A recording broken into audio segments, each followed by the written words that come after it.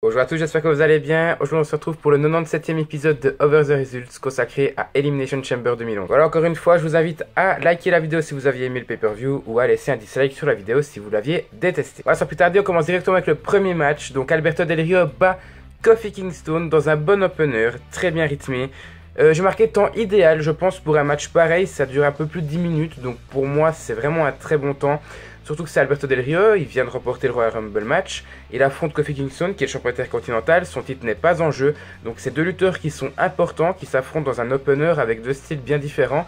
Alberto Del Rio plus centré sur les soumissions, plus techniques, tandis que Kingston est plus high flyer. Donc c'est on va dire une opposition de style, mais ça passe plutôt bien et le temps, je trouve que c'est bien adapté. Je vois qu'il y a quelques petits botches, mais rien de grave, hein. Je veux dire, j'enlève juste un demi-point pour la catégorie botch.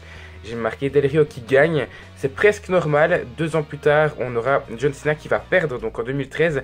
Il aura remporté le Royal Rumble en 2013, puis aura perdu contre le Shield dans un match 6 contre 6. Donc souvent, les vainqueurs des Royal Rumble gagnent le match entre WrestleMania et Royal Rumble. Mais donc c'est quasiment normal, là pour Del Rio en l'occurrence c'est normal, ça décrédibilise un petit peu Kofi Kingston, enfin bref, décrédibiliser c'est un grand mot. Et vous le voyez, j'ai vraiment bien apprécié ce match d'ouverture, donc j'ai mis la note de 7,5 sur 10. Deuxième match, Edge conserve son titre dans un excellent Elimination Chamber match de 31 minutes. Vraiment, c'est une petite perle, je pense que c'est le meilleur match de la soirée, vous le voyez de toute façon. Il y en a un autre qui aura la même note, mais je vais en parler plus tard. Pour moi, il y a quand même une petite différence, même si les deux auront la note de 10. Il y a une différence, celui-ci est clairement meilleur à mon sens, mais je l'expliquerai plus tard. Au niveau du match, j'ai marqué Edge et Rey Mysterio qui commencent. Barrett arrive en 3ème, Kane en 4ème.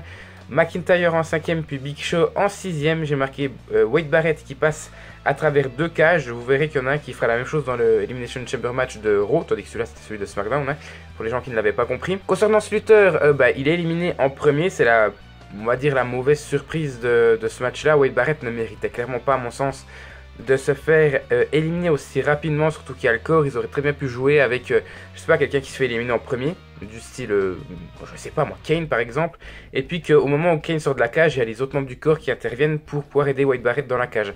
Ça aurait eu plus de sens que de faire éliminer Wade Barrett en premier. Après vous allez me dire, les autres membres du corps avaient un match juste après ce match-là, donc ça peut s'expliquer, mais c'est comme une déception. Et sinon les 4 derniers, donc Kane, Drew McIntyre, Rey Mysterio et Edge, qui se réunissent pour battre le Big Show, donc pour l'éliminer en utilisant notamment un Future Shock DDT, un Spear, un 619, un saut du haut de la cage de Rey Mysterio et un Shock Slam de Kane, tout ça pour éliminer le Big Show. Donc à l'époque, oui, le Big Show était crédible, plus comme aujourd'hui. Ensuite, j'ai marqué Drew McIntyre qui est impressionnant, puis qui est éliminé par Kane. Pour moi, Drew McIntyre, c'est la très bonne surprise. Ce sera la même chose que John Morrison dans le main event. Pour moi, ces deux lutteurs, et en l'occurrence McIntyre pour ce match-là, est très impressionnant. Ce lutteur, je pense, et tout comme Morrison d'ailleurs, n'ont pas eu de titre majeur. Bon, ils sont partis un petit peu vite. McIntyre est de retour à la WWE, mais quand même, ils n'ont pas eu de titre majeur. Donc, je crois titre majeur poids lourd ou WWE à l'époque. Et je trouve ça vraiment dommage parce que là, en l'occurrence, McIntyre méritait tellement mieux. Ce mec est totalement doué. Il a un talent incroyable. J'ai marqué, puis Kane et Rey Mysterio se font éliminer par Edge, donc Edge conserve son titre poids lourd, donc le titre poids lourd était en jeu là dans ce match-là, à l'inverse du main event. Et j'ai marqué les deux premiers du match, donc en l'occurrence Edge et Rey Mysterio, sont les deux derniers et s'affrontent vraiment dans un match, dans une fin de match incroyable.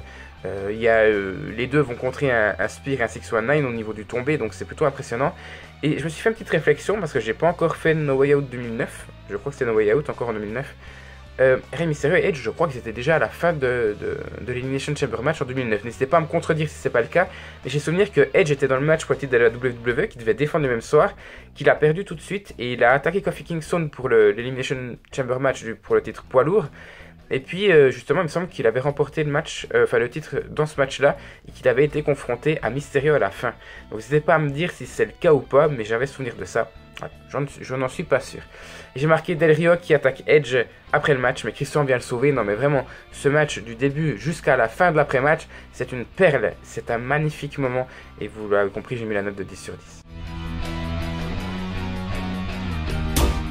On continue avec le premier mauvais match de la soirée, et d'ailleurs c'est le plus mauvais match. Le corps bat Santino Marella et Vladimir Kozlov. Le corps est accompagné de Ezekiel Jackson pour devenir les nouveaux champions par équipe de la WWE dans un un affreux match, donc rempli de botch et où le selling est juste horrible.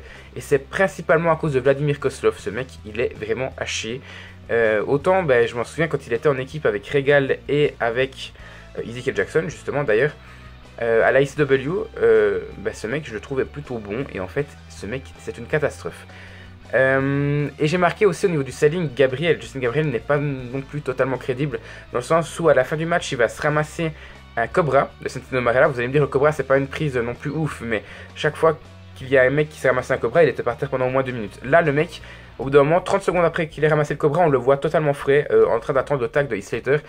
Il y a un problème de selling dans ce match-là pour moi. J'ai marqué le seul bon point, c'est que le corps devienne champion et qu'on entende leur thème à nouveau. Ce thème du corps, mais il est magnifique et c'est un pur kiff de l'entendre à chaque fois. Malheureusement, ce n'est pas un critère, donc vous le voyez, la note du match, elle est à 4 sur 10. Quatrième match, le Miz bat Jerry Lawler pour conserver son titre de la WWE.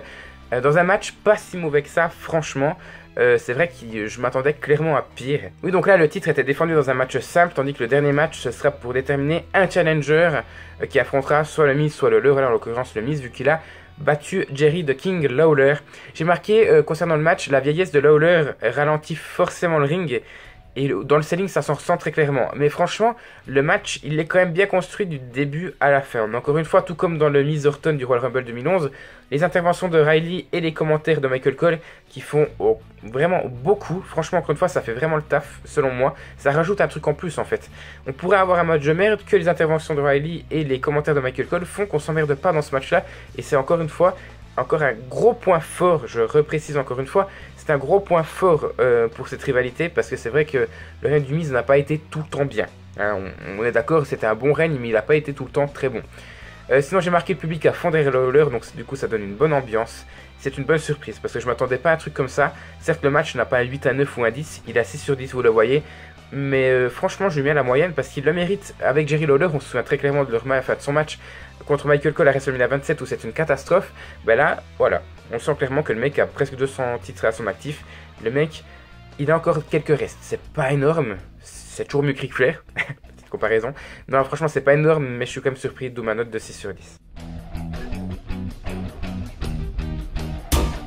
Et enfin, le dernier match, John Cena remporte l'Elimination Chamber match de Raw pour devenir le nouveau challenger au titre du Miz à WrestleMania 27 dans un excellent match encore une fois. Vous le voyez, j'ai mis 10 sur 10, mais je vais en parler à la fin.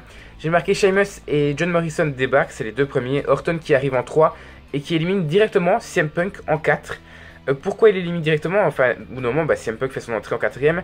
Et en fait, il y a un problème avec la cage. Bien sûr, c'est fait exprès, hein, on est d'accord. Mais il y a un problème avec la cage, CM Punk est bloqué. Il n'arrive pas vraiment à sortir. Orton va justement en profiter pour le frapper, le mettre sur le ring, lui faire un RKO et le terminer. Donc finalement, on aura... j'ai marqué déjà c'est une honte, parce que je m'en souvenais pas de ce moment-là. J'ai marqué une honte de faire éliminer CM Punk aussi rapidement. Déjà qu'on a eu à peu près la même chose avec Wade Barrett dans le premier Elimination Chamber match de la soirée. Je trouve que c'est une honte. Heureusement, le General Manager anonyme de Raw réintroduit Punk dans le match, justement, à cause de ses problèmes de cage. Donc finalement... il le réintroduit, il le remet dans la cage, donc Cena rentre en 4, R-Truth rentre en 5, qui se fait directement éliminer par un Brogue Kick de Sheamus, puis CM Punk arrive en 6.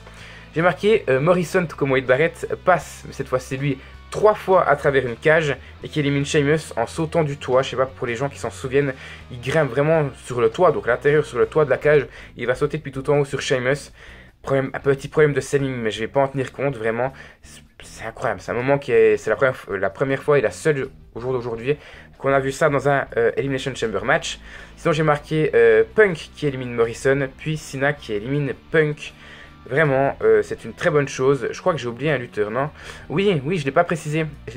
Mais juste avant que Punk élimine Morrison, Punk va éliminer Randy Orton. Donc c'est vraiment ce qui va enchaîner sur leur rivalité à WrestleMania 27. Mais là encore une fois, je pense que, tout comme dans le premier Elimination Chamber match, je pense qu'ils auraient très bien pu introduire la New Nexus, qui n'était pas du tout dans le show, pour attaquer Orton. Là, en l'occurrence, c'est pas le cas, donc ça crédibilise encore plus CM Punk. Mais je pense qu'il y aurait eu un truc à faire avec la New Nexus. Ou ne serait-ce qu'à la fin contre Cena et contre Morrison quand ils sont plus que 3.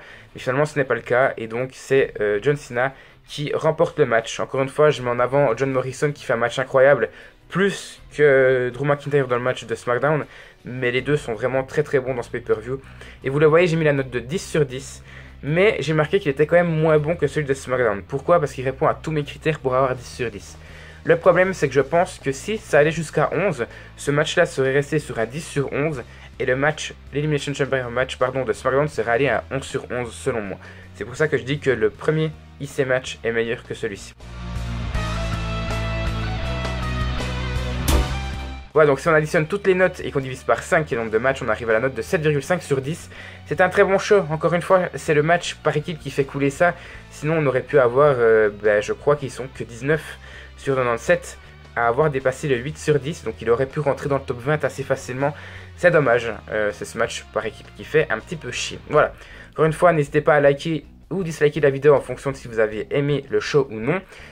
À me mettre tout simplement vos commentaires, que ce soit sur ma façon de faire l'analyse ou sur le show en lui-même. Et à vous abonner si ce n'est pas encore fait. L'objectif est à 2000 abonnés, je vous le rappelle.